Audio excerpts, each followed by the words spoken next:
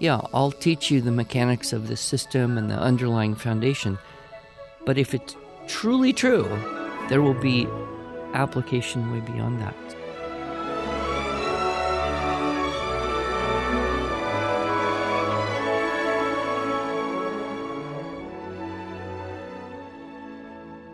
Hello, and welcome to the Arts of Language podcast with Andrew Pudewa, founder of the Institute for Excellence in Writing, or as many like to say, IEW.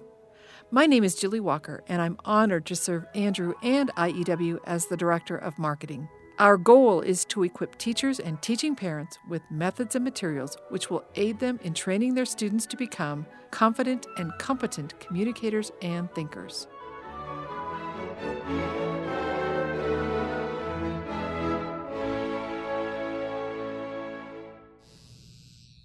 So, Andrew, we get mail. Do you know that? We get a lot of mail. We do. It was actually your idea to have a mailbag episode.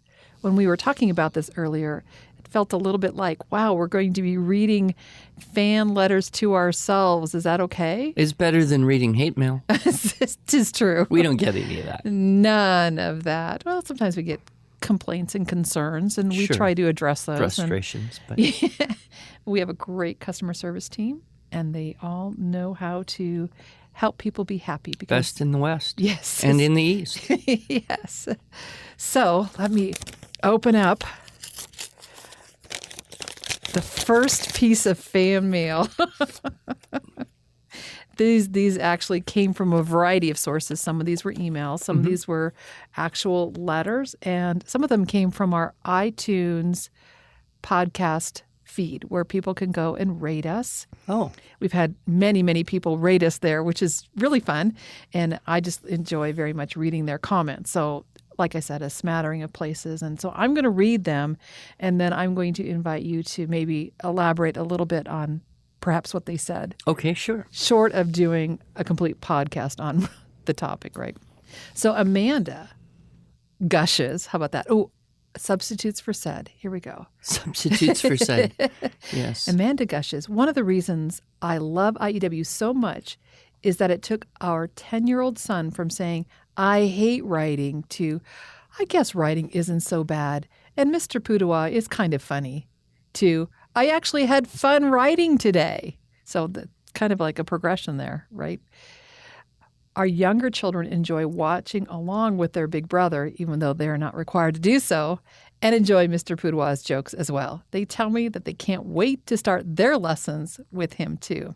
Love to hear those. I think probably the thing that touches most of us are the transformations that occur.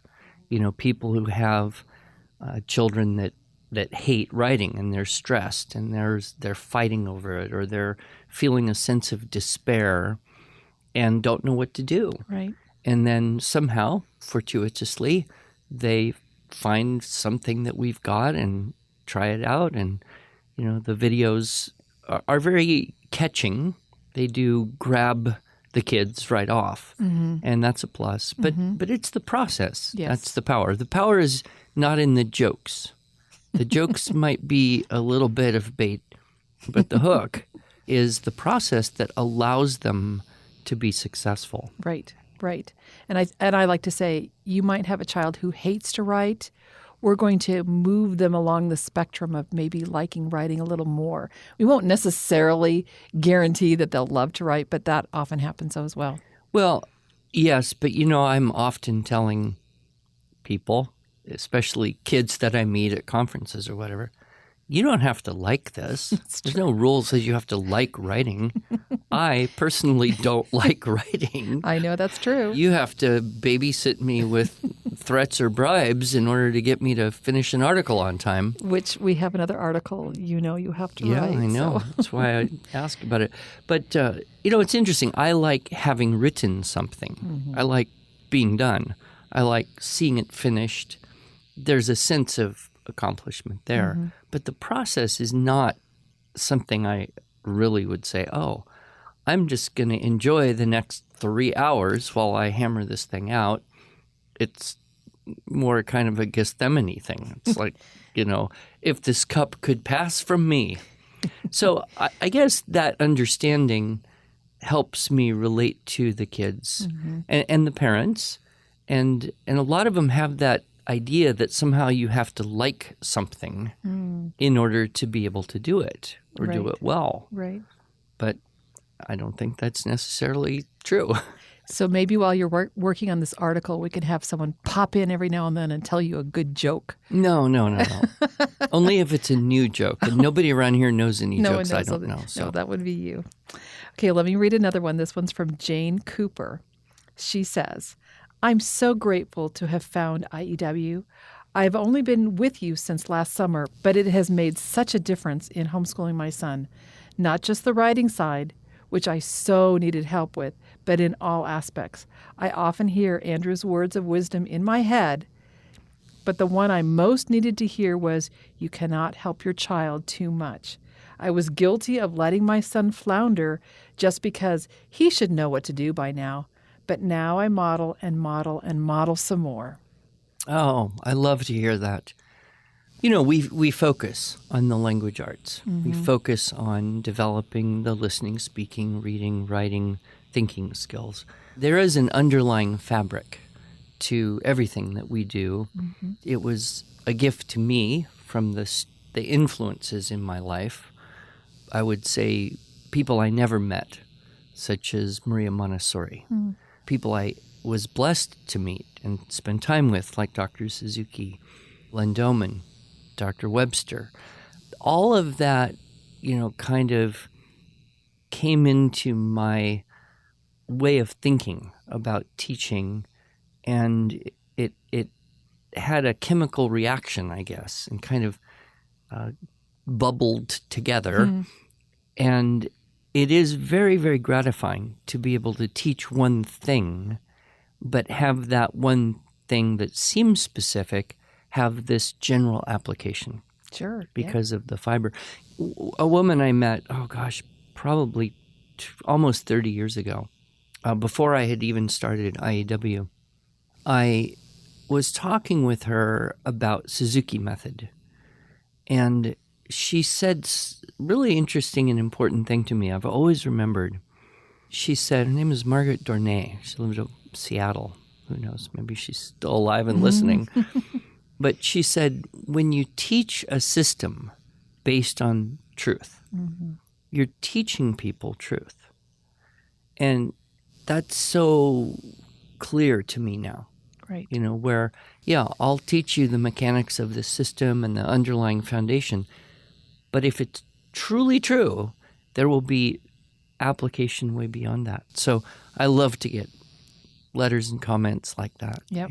Great. You talk about the philosophy of education kind of things that you weave in there, your methodology. Well, our next mailbag, fan mail, comes from a mom of twins.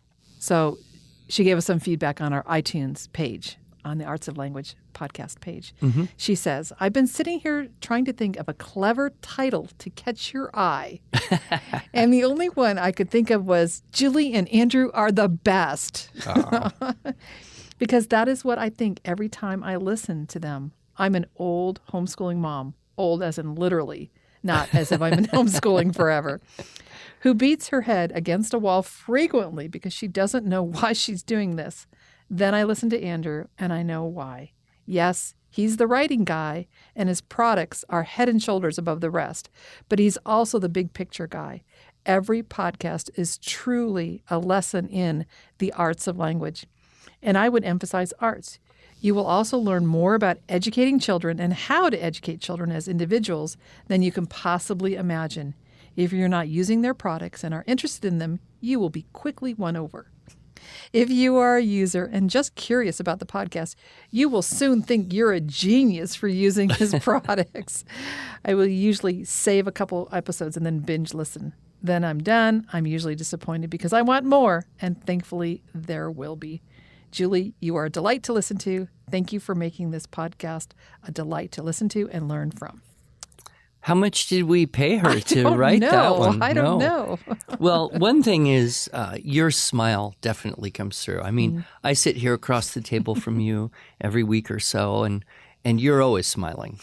I have to like make myself smile, but you're always smiling, and it comes through, so people know. But they, more than that, they know we love what we're doing. Mm-hmm. Her message reminded me of that article I wrote, many years ago, probably 8-9 years ago, called "What Are We Really Doing Here?" What are we really doing here? Yeah, that was 10 years ago. That's in the book, right? However Imperfectly. It's the collected articles of my life. I think that's such a great question for us always to be asking, whether it's, at home in the homeschooling world or facing, a few rows of kids in a classroom day after day, or running a business or a ministry. What are we really doing? Not just what's our immediate goal or what are we supposed to be doing, but what are we really doing? And then that informs the significance of our work. And for me, at least, and I think for moms like this, it helps us say yes, going the extra mile, putting in the effort needed to continue on to, what's the big meme? Keep calm and carry on. Yes. I went to the coffee place. It was a little espresso booth thing, and they gave me a cup of coffee, and they put a little thing on top of the hole in the plastic cup holder, so you don't spill it when you go over a bump. Right. And it was this little square thing, and it said, stay calm. It said, keep calm and stay classy. So I put it on my driver's wheel there, the steering wheel. But it is kind of that keep calm and carry on. But what does that require? It requires what Winston Churchill was able to give to the British Commonwealth nations, was the vision. What are we really doing here? So one of our listeners says, we've been using IEW's TWSS at home, and I really appreciate hearing more of the approach, especially beyond the curriculum, i.e. reading broadly and widely. Memorize good stuff, then do it again and again. Yeah, that's been something I've been stumping for very actively, strongly, continuously. As long as I've known you. For, 15, 17 years. I have a lot of talks on these things, so I won't reiterate them all there. It seems like we do need an apologetic essentially for cultivation of memory in today's world. Technology, progressive education, everything has kind of pointed people towards, you don't have to know it. What's the point of memorizing? You can just look it up, And so we have to really understand the greater idea of what memory is. One of the things I love is word study and looking at roots and origins and the hidden meaning. And one of the coolest things is in the Greek mythology, there are the muses, right? The 9 muses, who are the gods that inspire, the goddesses that inspire the arts. Right. And there's a different muse for different arts. So in the beginning of, the Iliad, sing, O goddess of the anger of the son of Peleus, blah, blah, blah. Why does the poet invoke the muse? Because that was that idea of inspiration. And that's where we get our word music. Oh, right? Interesting. Sure, Music of course. comes from the muses. Now, here's the great thing about this. The mother of the muses was Mnemosyne. And Mnemosyne was the goddess of memory. So memory is essentially the mother of the arts. Oh, interesting. Sure. And so when we memorize, we're furnishing the mind with those faculties, with those assets, if you will, that then allow that greater artistry. And we furnish the mind primarily through what we hear, the reading, and then what we memorize. There's a quote from Basil. Some people believe it's from Saint Basil the Great. Other people believe it's from this other Basil, who was not a saint, but kind of a Italian poet from the medieval period. Okay. But the quote stands, on its own. Memory is the cabinet of imagination the treasury of reason, the registry of conscience, and the council chamber of thought. Wow. Isn't that awesome? Awesome. Yeah. So that cabinet of imagination, we can't imagine things that we haven't furnished ourselves with. Right. We don't want to be Mother Hubbard, where we open the cupboard and there's nothing in there. Yeah. But see, now if you know the old Mother Hubbard poem from Mother Goose, you will already have started furnishing your cabinet, and your cupboard will not be bare. There we go. One of the books that had a strong influence on me about that time, about 17 years ago, was by John Senior, and in that he was talking about literature, and he said you have to learn Mother Goose to be able to love Willie Shakespeare. Okay, Willie Shakespeare. Yeah. That's funny. That's cute. Okay, this is a long letter, but I think it's a lovely long letter. Well, you're choosing them, so I am. Go for it. This is from Elizabeth E., and she's a member of a co-op. Okay. I purchased IEW's writing course based on a recommendation from a homeschooling dad who said all 4 of his children with very different learning styles had loved it and done quite well with it. I was so pleased with it that I purchased several other course materials and have been very happy with those as well. I have been extremely happy with the writing program. My 12-year-old son, who has always hated and avoided writing at all costs, is nearly finished with the Student Writing Intensive Level B. His writing has improved, but what I love most about IEW's program is the assignments are short enough and clear enough that he does them and doesn't feel overwhelmed. He still isn't crazy about writing. We kind of talked about this earlier. But this is the only program I have tried that he has been willing to work with, and I know it's because the assignments don't feel overwhelming to him.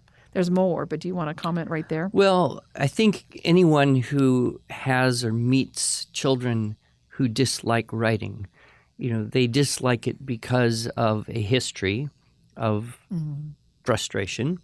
And almost always that frustration is the problem of being overwhelmed, overwhelmed with the complexity of the process. Right. And, when I first saw this writing program with Dr. Webster in Canada back in 1990, the thing that struck me was that this was like a Suzuki method approach of breaking the whole process into very small, manageable steps. Right, right. So that you didn't get overwhelmed trying to do too many things at once, and you could just do the first thing first, and then the second thing second, and third thing third, and then you work through it, and gradually those steps start getting bundled together Right.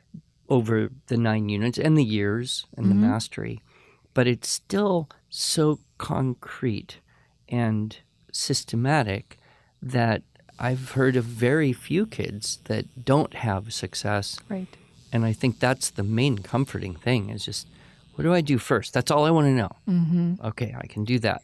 Now what do I do? Okay, I can do that. Rather than, here's this whole big thing you have to somehow absorb and create. Right, right. I love hearing your students coming out of your writing class saying, all we have to do is just this little bit. And of course, it's the beginning of the year, and I know that you're going to sneak more in on them. Yeah. I also recently started my 11-year-old daughter on the same program. She loves to write and is thrilled to have some guidance and a way to work on this skill despite minimal input from me. The videos of Mr. Pudawa teaching have been super helpful for this since she can watch on her own. I've gone over her rough drafts with her, but that is all the help she has needed from me up to this point. Yeah, so there's a family. They've got, 2 kids she's mentioned, and they're kind of on opposite ends of the spectrum. In the introduction to the Teaching Writing Structure and Style, I talk about the 2 ends of the spectrum and the 18-page girl and the boy who would rather scrub the toilets. And it's a little bit perhaps either stereotyping or a little bit of hyperbole, but most people can relate to that. And that both ends of that spectrum benefit from the structure, the system, the order that it gives them. One, to help them be able to do something, and the other to help them do what they do even better. So it is delightful and fun to hear of a family that's experiencing that firsthand. Oh, but wait, there's more. I told you it was a longer okay. one, but she's got more great things to say. I am also doing IEW's grammar program, Fix It, beginning with the nose tree with both children. Again, the assignments are short and simple enough that it is not overwhelming. Because both children are already more advanced, we frequently do 2 to 4 days worth at once to get through the lower level book at a faster pace and move on to more advanced materials. I have found the teacher's guide to be very helpful in explaining anything I've had questions about, so we have had no trouble understanding the concepts. I enjoy the notes on more advanced concepts. She must be, a secret grammar guru, huh? Maybe. And appreciate that it does not expect the students to work through them if it is beyond their interest. Well, one of the interesting things I used to coach parents about practicing violin with their kids at home is stop before the child wants to. If you're, doing any activity, whatever it is, but practicing a violin, there's usually kind of a curve, right? You start out and it's going well, it's getting better, everything's great, and then the child hits the top of that attention curve. And after the top, it's a very straight down drop. It's like, okay, I'm tired, I'm done. Let's move on. I can't do this anymore. I mean, we all have that for everything we do, but it's interesting for children. So I always point out to the parents, if you can stop anywhere before they hit the top of that attention curve, well, everything is going to be better because the aftertaste, the experience will be, oh, that was fun. I want to do that again. Right. But a lot of times, we as parents, we want to push it. Oh, it's going so well. Well, let's just milk this for all it's worth. Let's just keep going. We try to artificially push that attention curve up, but it never works. Yep. And we end up stopping on the downside, at which point the after flavor is, oh gosh, I'm tired. I hope I don't have to do that again. I hope I don't have to do it again. It's really interesting. We have both experienced that lesson independently. I learned that in my undergraduate program, in my recreation classes. To end a recreational activity before the climax so the kids want more and want to come back for more. So isn't that interesting? Yeah, well, it's a universal truth. And so I think the shortness of the lessons is what allows parents to do that more easily. They're not complex, they're not huge, they're not overwhelming. Although if this woman sticks with the Fix-It long enough, she will hit a point of real challenge. Because I have tried to do the Fix-It Book 6. It is a challenge.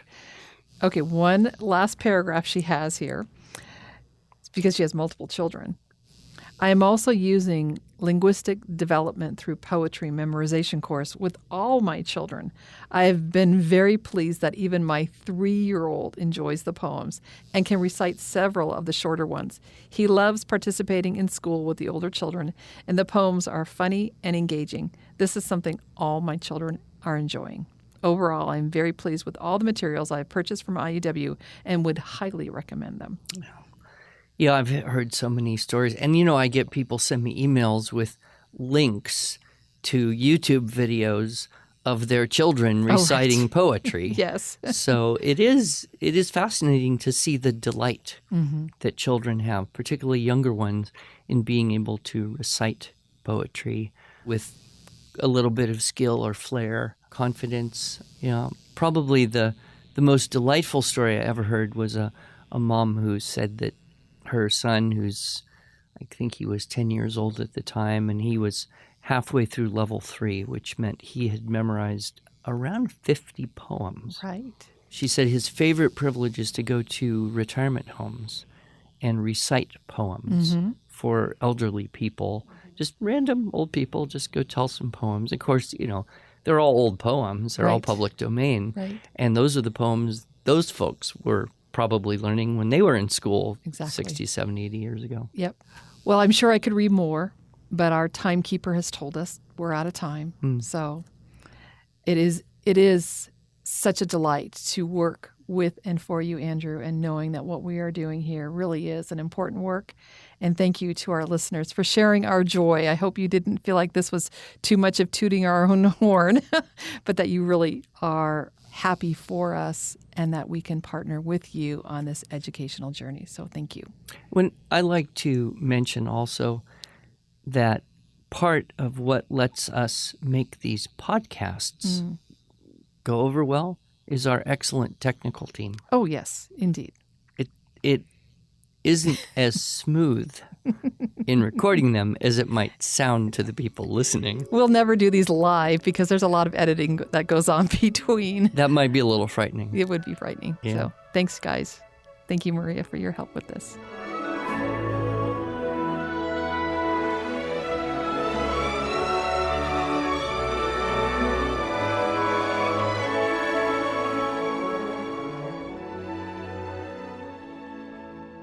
Thanks so much for joining us. If you enjoyed this episode and want to hear more, you can subscribe to this podcast in iTunes, Google Play, or Stitcher, or just visit us each week at iew.com/podcasts. Until then, on behalf of Andrew Pudewa and the team at IEW, I thank you for the privilege of allowing us to partner with you on your journey toward better listening, speaking, reading, writing, and thinking.